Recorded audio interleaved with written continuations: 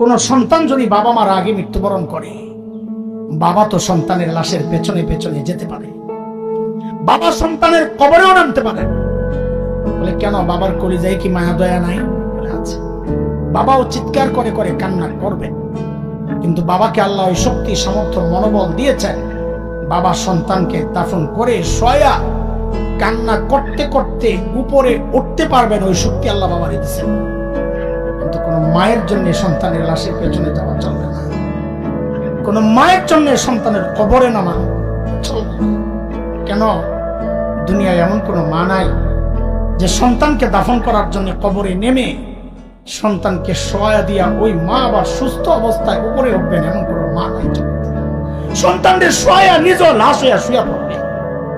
আরে ভাই, একটু জানতে চাই, এই যে মার কলিজা এত দরদ, এত মমতা, এত মায়ার ভালোবাসা, কারণটা কি বলেন তো?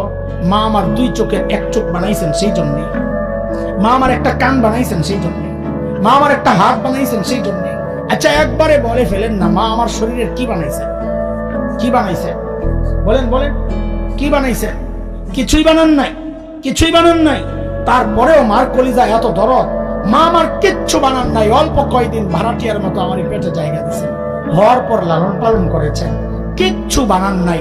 তাতেই মার কলিজা এত দরদ আর মায়ার মমতার ভালোবাসা, কিচ্ছু বানান নাই। তারপরেও তাইলে যে আল্লাহ আমার চোখ বানাইছেন, আল্লাহর কত, যে আল্লাহ আমার হাত পা বানাইছেন, আল্লাহর কত, যে আল্লাহ আমার এত এত নিয়ামত দিয়া বাঁচায় রাখছেন, আল্লাহর কত মায়া।